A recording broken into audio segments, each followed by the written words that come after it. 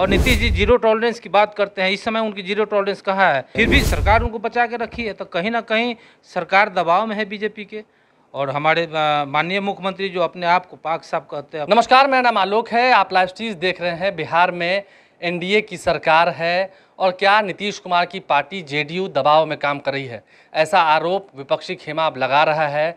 क्यों ऐसी बात है? इस वक्त आरजेडी के विधायक प्रेम शंकर यादव हमारे साथ हैं।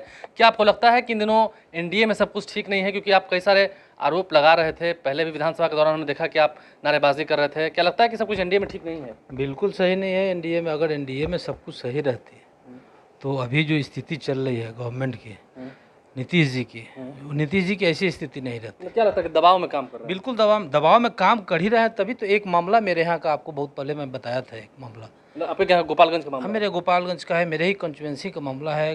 दीनदयाल उपाध्याय कॉलेज का, डॉक्टर दीनदयाल उपाध्याय कॉलेज का, बरौली का प्रसिद्ध कॉलेज है, इंटरमीडिएट। हाँ, बहुत।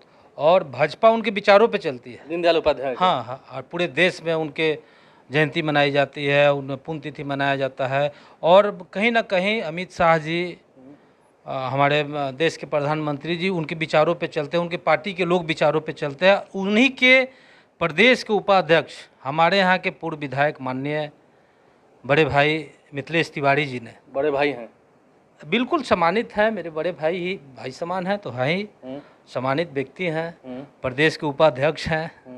उस नाते मैं बोल रहा हूँ। क्या मतलब वो दबाव बना रहे हैं क्या? सरकार के ऊपर दबाव बनाए, तभी तो 2021 में उनके ऊपर चार्जशीट हुआ। स्टेट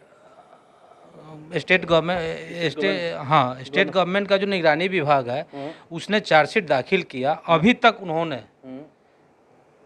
मतलब कहीं ना कहीं सरकार के दबाव बनाकर अपने आप को उन्होंने कैन प्रकरण करके उसको रुकवा के दबा के रखा है। तो 2021 में चार्जशीट हुआ, ये मामला कब का है? ये मामला 2015 का है।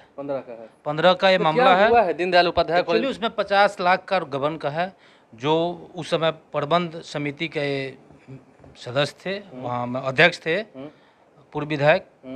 और अपने रिजिम में जब विधायक थे उसी समय का ये मामला है, लेकिन अपने विधायकी का धौंस दिखाकर इस मामले को रोक के रखा था।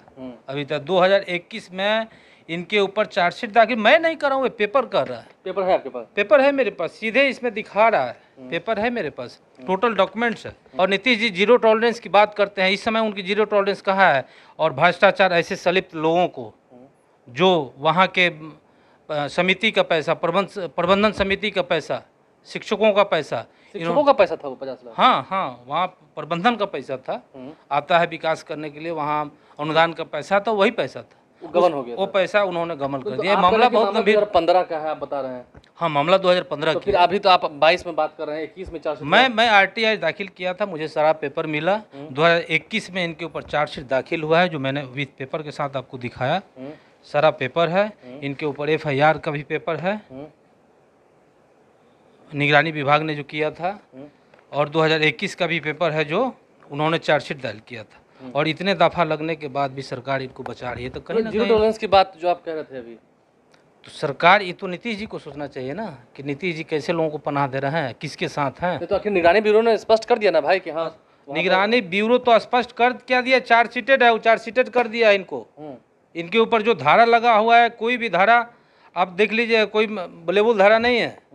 फिर भी वो बचे हुए हैं, फिर भी सरकार उनको बचा के रखी है। तो कहीं ना कहीं सरकार दबाव में है बीजेपी के, और हमारे माननीय मुख्यमंत्री जो अपने आप को पाक साफ कहते हैं, अपने आप को सुशासन सरकार चलाते हैं, वो कहते हैं कि मैं किसी के दबाव में नहीं आता हूँ। तो कहीं ना कहीं तो दबाव ही ना है जी। 2021 का चार्जशीटेड अभी तक ये छूटा घूम रहे हैं, कभी इस प्रदेश में, कभी उस प्रदेश में, कभी इस जिला में, कभी उस जिला में जाकर। और भाजपा की कैसी नीति है? जो भाजपा जिसके नीति पे चलती है, डॉक्टर दीनदयाल उपाध्याय जी के नीति पे चलती है, उनके विचारों पे चलती है, उस विचारों को उन्होंने खंडित किया, उस विचारों को उन्होंने बर्बाद किया। उनके ही प्रदेश के उपाध्यक्ष उनके विचारों को छीन भिन करके रखे। देखिए, तो कुल मिलाकर प्रेम शंकर यादव हमारे साथ थे। उन्होंने साफ साफ कहा कि क्या नीतीश कुमार की सरकार जो है वो दबाव में, अगर सरकार इस पे जल्द से जल्द संज्ञान नहीं लेती है तो मैं इसको उच्च न्यायालय में लेके जाऊंगा।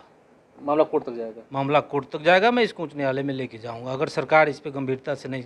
और मुझे विश्वास है, आपके चैनल के माध्यम से मुझे विश्वास है कि अगर हमारे इस बिहार के माननीय मुख्यमंत्री जी के नॉलेज इस बात को जाती है तो इसको गंभीरता से लेंगे। और किसी झुकाव में नहीं आएंगे, किसी दबाव में नहीं आएंगे। देखिए, क्या सरकार दबाव में काम कर रही है, इस पर प्रेम शंकर यादव आरजेडी के विधायक उन्होंने कई सारे तथ्य प्रस्तुत किए हैं, कई सारे कागज दिखाए हैं और साफ साफ उन्होंने कहा है कि बीजेपी के दबाव में क्या नीतीश कुमार की सरकार काम कर रही है, क्यों बचाया जा रहा है। कागज इनके पास है, ये दिखा भी रहे हैं। आप लाइव स्ट्रीम के साथ बने रहें, हमारे चैनल को सब्सक्राइब कर लें, साथ साथ फेसबुक पेज भी लाइक करें। धन्यवाद।